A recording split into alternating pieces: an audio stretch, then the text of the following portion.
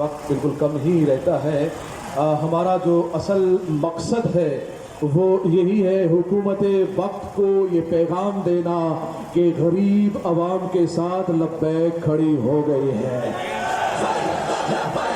لبیک یا رسول اللہ.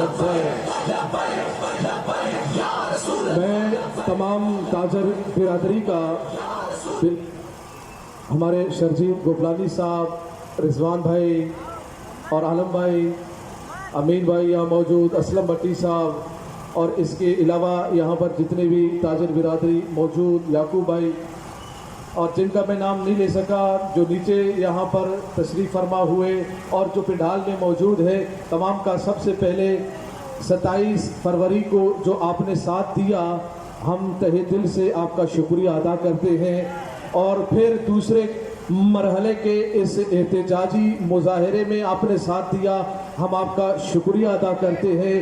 اور ہم آپ کو انشاءاللہ یقین دلاتے ہیں، انشاءاللہ غریب عوام کو اس جو دلدل میں موجودہ نااہل اور گزرے ہوئے نااہل حکمرانوں نے جس دلدل میں پھنسایا ہے، انشاءاللہ لبیک کا نعرہ لگا کر ہم ان کو باہر نکالیں گے انشاءاللہ.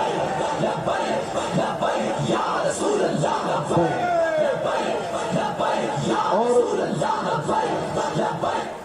ہمارے تحریک لبیک پاکستان کے ناظم اعلیٰ حضرت علامہ مولانا مفتی غلام غوث بغدادی صاحب جلوہ افروز ہے.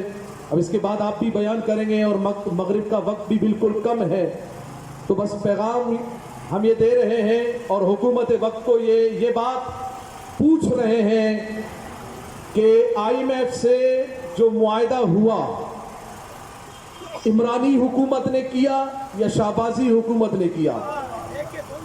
دونوں نے کیا، مگر وہ معاہدہ پاکستانی عوام کے سامنے نہیں ہے.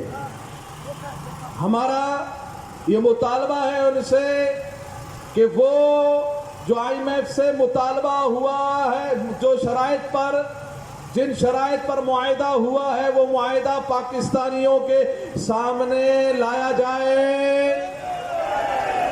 کیونکہ ان تاجروں کو بھی معلوم نہیں کہ کیا معاہدہ ہوا، عوام کو بھی معلوم نہیں کہ کیا معاہدہ ہوا، پاکستانی عوام کو معلوم نہیں کہ کیا معاہدہ ہوا.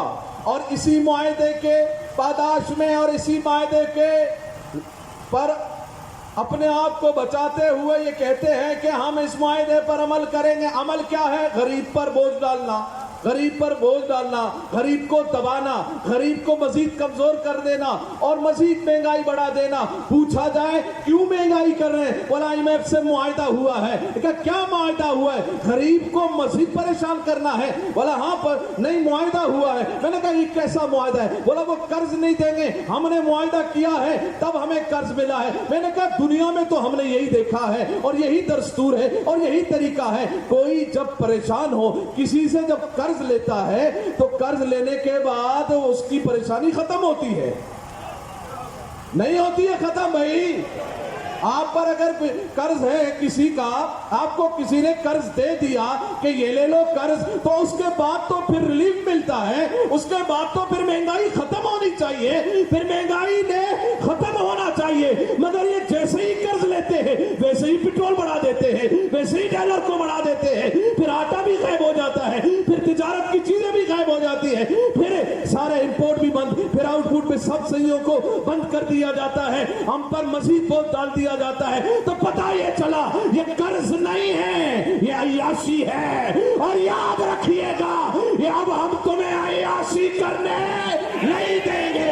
IMF کا معاہدہ نامنظور، IMF کا معاہدہ، IMF کا معاہدہ، IMF کا معاہدہ اور IMF کا معاہدہ قوم کے سامنے لایا جائے، قوم کو بتایا جائے کہ کیا معاہدہ کیا گیا ہے اور کس طرح کا معاہدہ کیا ہے. ہمیں خدشہ ہے، بلکہ ہمیں تو تم پہ یقین بھی ہو رہا ہے کہ ہم نے اپنا پیٹ کاٹ کے، ہم نے اپنی اتنی پریشانیاں جو ہر طرح کا تم نے تاجروں پر، عوام پر ٹیکس ڈالتے دبا کر اس حالت پہ لائے ہو. ہم نے اپنا پیٹ کاٹا ہے. کہیں IMF سے इतनी सारी परेशानियों को झेलने के बाद कई एटमी मामलात पे मुआहदा तो नहीं हुआ। हमें आईएमएफ का मुआहदा चाहिए, हमें आईएमएफ का मुआहदा ओपन चाहिए। कई इन जालिमों ने हमारे एटमी प्लांटों को फरोख्त तो नहीं किया। अगर नहीं किया है, अगर तुम सच्चे हो, अगर तुम ठीक हो, अगर तुम्हारे अंदर जुर्रत है, हकीकतन तुम सही सिमत पर हो, तुमने सही मुआहदा किया है, तो चोरों की तरह आईएमएफ का मुआहदा मत छुपाइएगा।